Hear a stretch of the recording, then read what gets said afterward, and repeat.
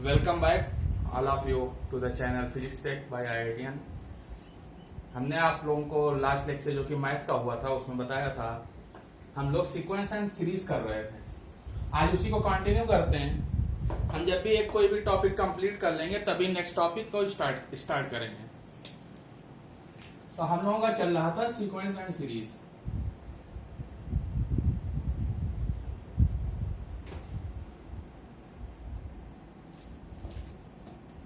आज उसका हम लेक्चर नंबर 2 करते हैं।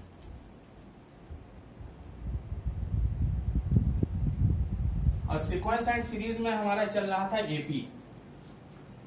तो ये एपी का भी अपना लेक्चर नंबर 2 है।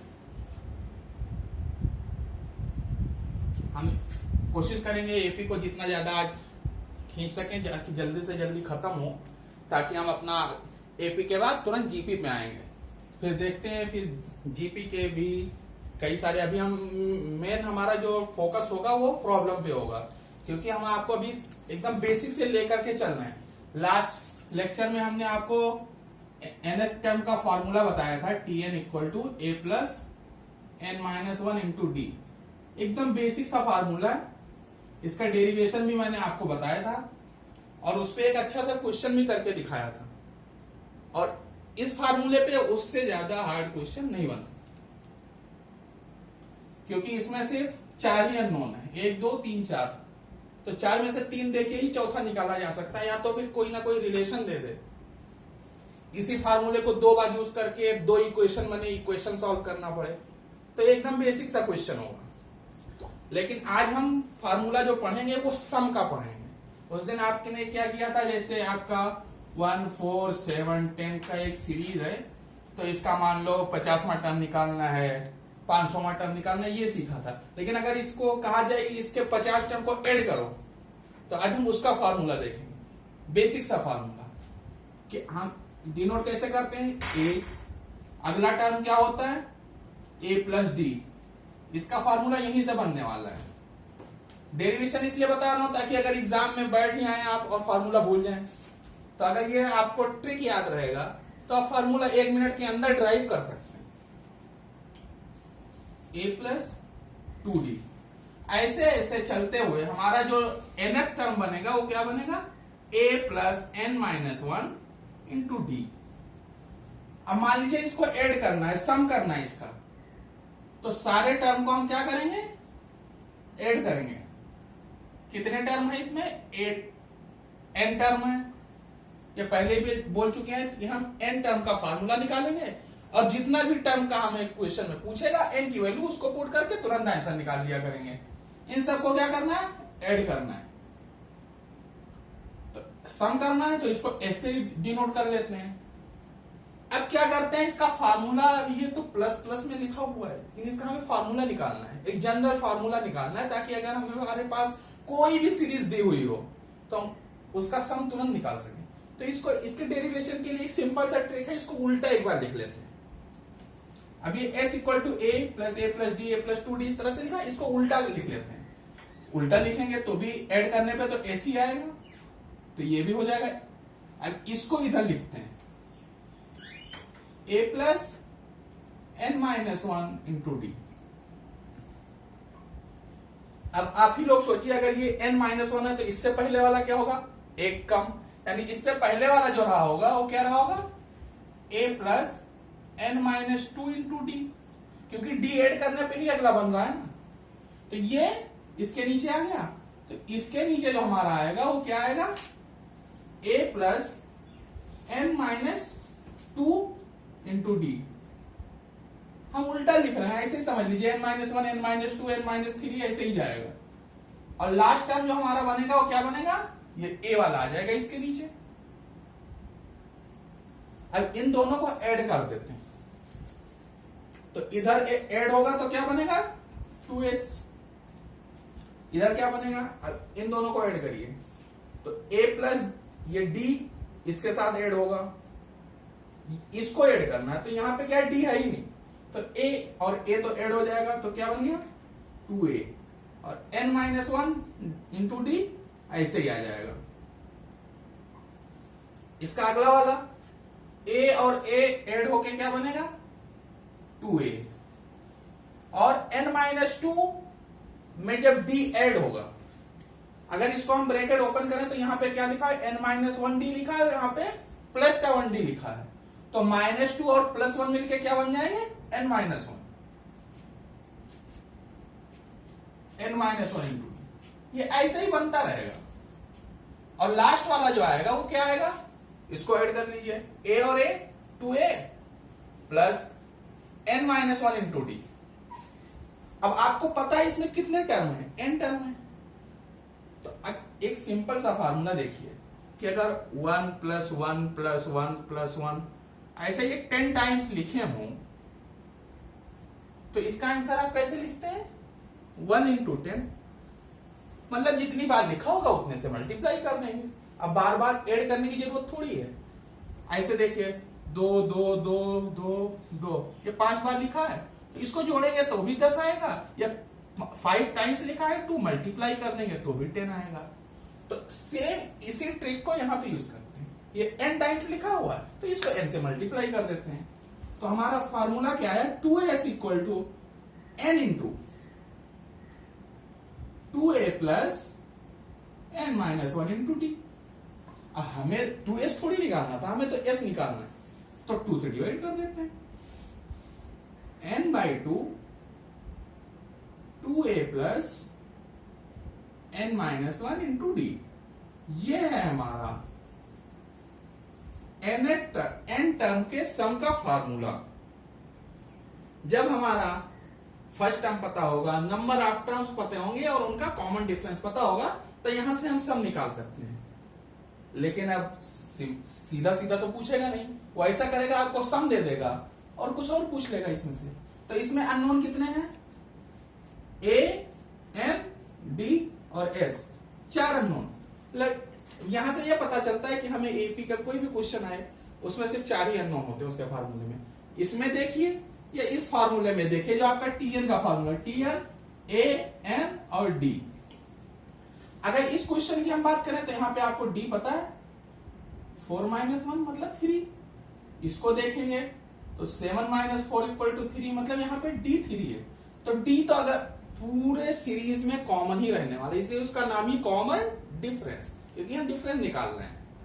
तो कॉमन डिफरेंस अगर हमें पता है और अगर कहीं पे भी कॉमन डिफरेंस चेंज होता है तो वो सीरीज एपी में नहीं हो सकती, क्योंकि एपी का डिफिनीशन यही है कि उसका जो डिफरेंस है वो हमेशा कॉमन रहेगा, सेम रहेगा। अब इसी फार्मूले को हम एक और तरीके से भी लिख सकते हैं। अब यहां पे 2a है, अगर हम इसको 2a को अलग अलग कर दें तो ये बन जाएगा n/2 a + n-1 into D. अब आपको ये दिख रहा होगा कि ये वाला जो टर्म है ये तो tn है, मतलब लास्ट वाला टर्म। तो इसको अगर हम लास्ट टर्म लिखते हैं तो हमारा जो फार्मूला बनेगा n/2 a + l। ये फार्मूला बताने का मकसद सिर्फ इतना है कि अगर आपको किसी सीरीज का पहला टर्म, लास्ट टर्म और नंबर ऑफ टर्म दिए हो तो आप उसका सम कितना इजीली निकाल सकते हैं इस फार्मूले से। इस फार्मूले को सोचने जाएंगे तो टाइम लगेगा, इसलिए इस फार्मूले को यूज कर लें। अगर वो बोल दे कि एक ऐसी सीरीज जिसका पहला टर्म ये है, लास्ट टर्म ये है और उन सारे टर्म का सम इतना है, तो उसमें कितने टर्म है, तो वो भी आप इस फार्मूले से निकाल सकते हैं। इसलिए ये 2 फार्मूले आपको सम में याद रखना ही रखना है। इसी तरह एक और छोटा सा फार्मूला देख लेंगे।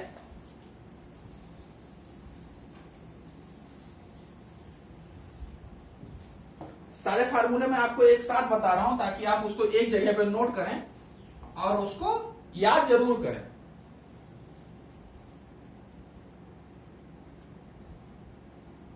सम ऑफ फर्स्ट n नंबर्स, ये फार्मूला अक्सर यूज होता है, बना तो इसी से है। हमारा जो मेन फार्मूला वो यही है, जो भी हमारा डिराइव होगा एपी के सम में वो इससे होगा। अगर nth टर्म की बात होगी तो इससे होगा। फार्मूला यही तो है, लेकिन उसके नए नए रूप मिलते रहते हैं हमें। सम ऑफ फर्स्ट n टर्म मतलब एस की वैल्यू जो है वो क्या है 1 2 3 4 ऐसे कहां तक है n तक है। इस फार्मूले को यूज आप कहां करेंगे सम ऑफ फर्स्ट 100 टर्म। ऐसे कोई क्वेश्चन आ जाए तो क्या करेंगे इसी फार्मूले को यूज करेंगे। फर्स्ट मतलब स्टार्टिंग से ही 1 से ही स्टार्ट हो रहा है।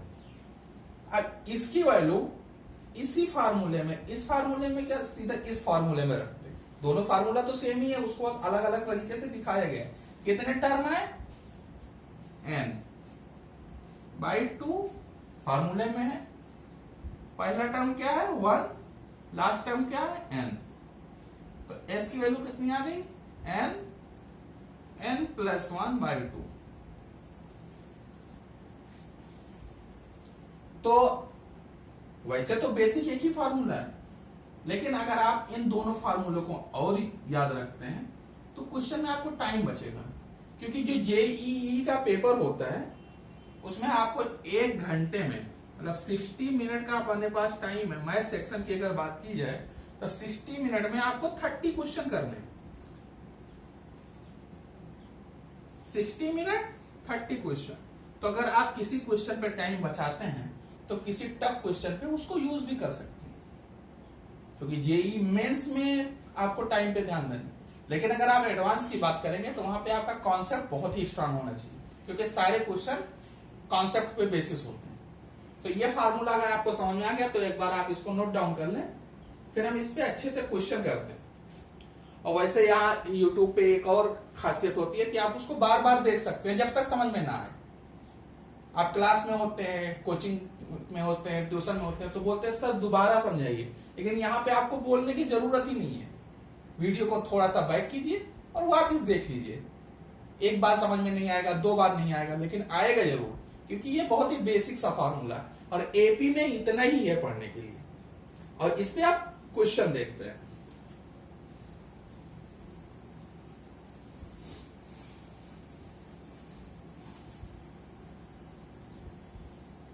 हम क्वेश्चन बेसिक से स्टार्ट करेंगे और जेईई लेवल तक लेकर के जाएंगे उसको।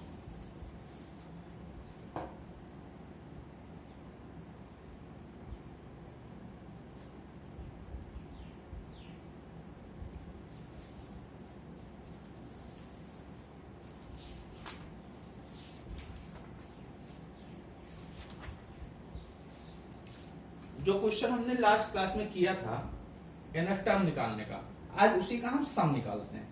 तो हम क्वेश्चन बनाते हैं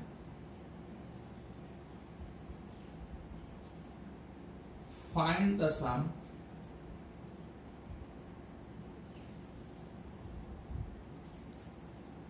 ऑफ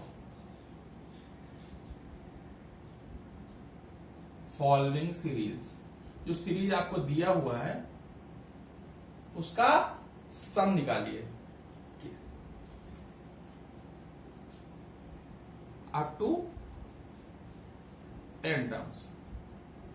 बेसिक क्वेश्चन है वार्म अप करते हैं क्वेश्चन के साथ और 10 टर्म तक का उसका हम सम निकाल के देखते हैं।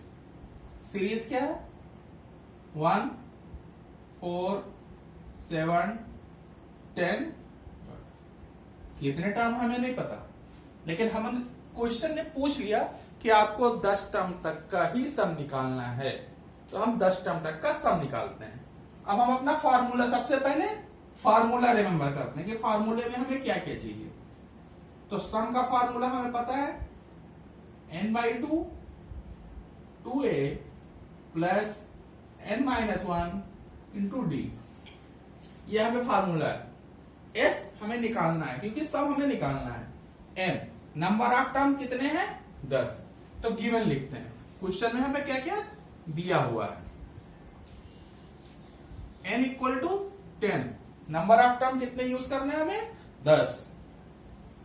उसके बाद क्या आता है इसमें a मतलब a क्या है इंग्लिश अल्फाबेट का पहला लेटर है मतलब सीरीज का पहला टर्म कितना है 1। उसके बाद क्या बचता है n हो गया d।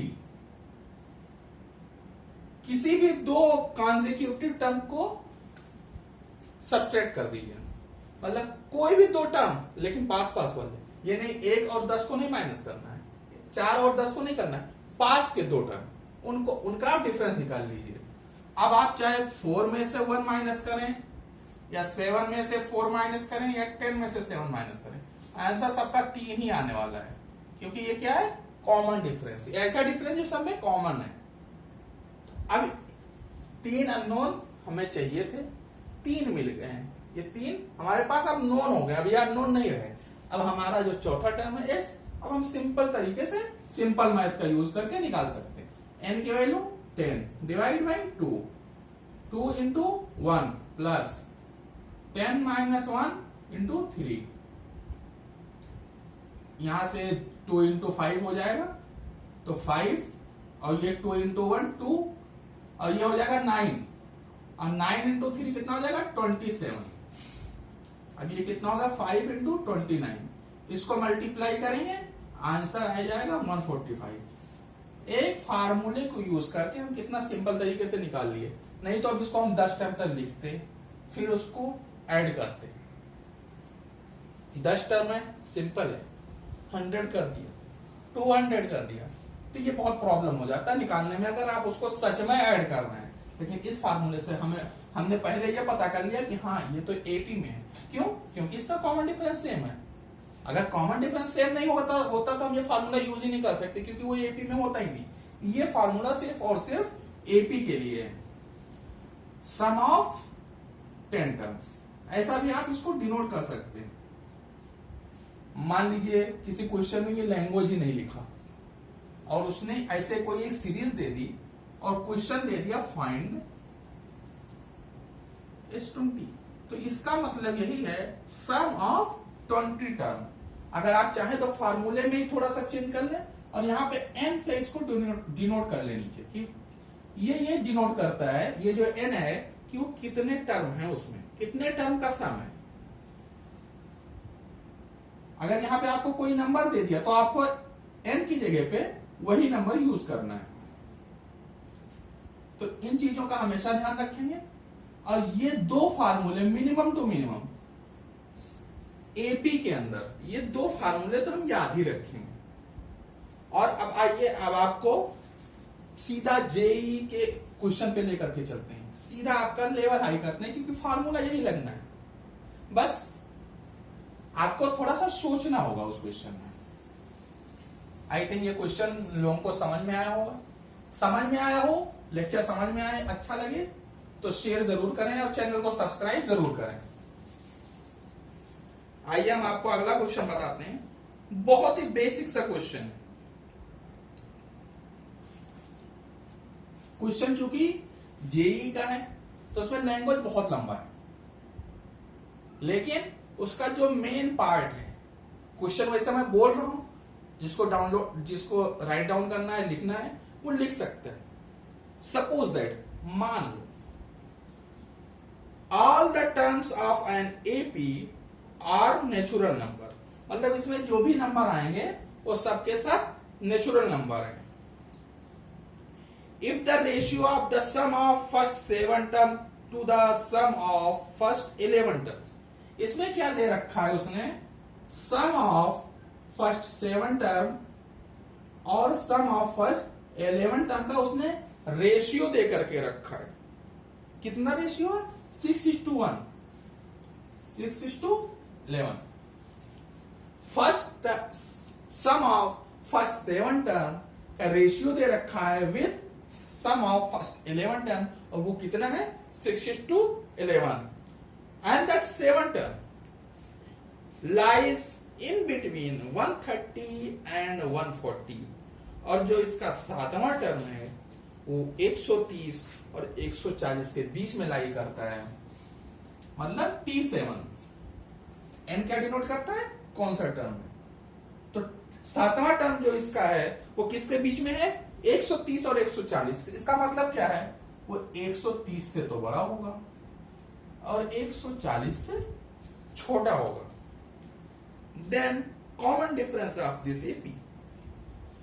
अब इसने क्या पूछ लिया आपसे? Common difference.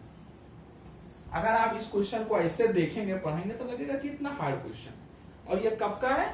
2015 मेंस का question.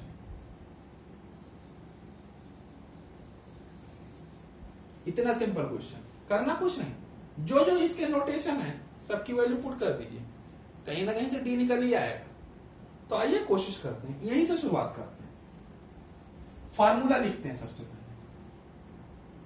n/2 2a plus n-1। सबसे पहले फार्मूला ही लिख लेते हैं, क्योंकि अगर आपको फार्मूला याद है तो क्वेश्चन को सॉल्व करने में ज्यादा प्रॉब्लम नहीं आती है। कितना 6:11। अब ये 2 का तो कोई मतलब ही नहीं है क्योंकि एक नंबर है। और ध्यान रखिएगा कभी भी ऊपर नीचे काटते वक्त ये हमेशा ध्यान रखिएगा तो जीरो ना हो, क्योंकि 0 और 0 कट के 1 कभी नहीं होता। ये हमेशा ध्यान रखिएगा, अगर कभी भी ऊपर नीचे या राइट लेफ्ट आप कैंसिल आउट कर रहे हैं तो यहाँ पे 2 क्या है दोनों डिनोमिनेटर में, तो उसको हमने कैंसिल मार दिया। वैसे भी क्या करते हैं, इसको इधर ले जाते तो मल्टीप्लाई होकर बड़ा नंबर बनता है, लेकिन इधर का भी एक बड़ा बनता है, वो दोनों 2 के मल्टीपल में ही बनते हैं, तो उससे फायदा कोई नहीं होता। अब हम क्या करते हैं, सबकी वैल्यू पुट करते हैं। इसमें क्या है, n की वैल्यू 7 2a प्लस 7-1। यहाँ पे n की वैल्यू 7 है और यहाँ पे 11 है, तो 7 में से 1 गया 6d। ऐसे ही नीचे देखते हैं, यहाँ पे 11 टर्म है, तो ये क्या हो जाएगा 2a प्लस 10 में 11 में से 1 गया 10 d इक्वल टू 6/2। अब यहां से अगर ध्यान दीजिए, यहां से हम 2 कॉमन ले सकते हैं दोनों में से, और वो बाहर आके वो फिर से कैंसिल आउट हो जाएंगे। और अगर आप और थोड़ा ध्यान से देखेंगे तो क्या हो रहा है, ये 11 और 11 भी कैंसिल आउट हो रहा है। तो जितना, क्योंकि ये नंबर है इसलिए हम कैंसिल आउट कर रहे हैं, पता है ये 0 नहीं है, अगर ये 0 होता तो कैंसिल नहीं होता। यहां से हम 2 कॉमन ले रहे हैं और ऊपर नीचे दोनों जगह ले रहे हैं और वो कैंसिल आउट हो जाएंगे। तो क्या बन गया 7a plus 3d divide by a plus 5d equal to 6। अब क्या, अब यहां पे क्या है, 2 ही अननोन है, a और d। इनसे हम आगे बढ़ते हैं, a और d में इक्वेशन बनाते हैं, क्रॉस मल्टीप्लाई करते हैं। यहाँ कुछ नहीं है तो यहाँ पे 1 मान लेते हैं। डिनोमिनेटर में तो हर जगह 1 होता ही होता है, लिखने की जरूरत ही नहीं होती। लेकिन अगर जिसको समझ में नहीं आता कि क्रॉस मल्टीप्लाई कैसे करें, तो वो यहाँ पे 1 मान ले।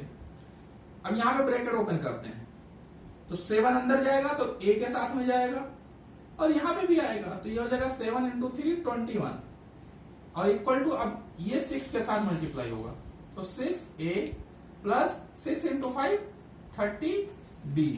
अब 6a को इधर लेकर के आते हैं, इसको यहां पे लेकर के आते हैं और इसको यहां पे लेकर के आते हैं, तो क्या हो जाएगा 7a minus 6a equal to 30d minus 21d।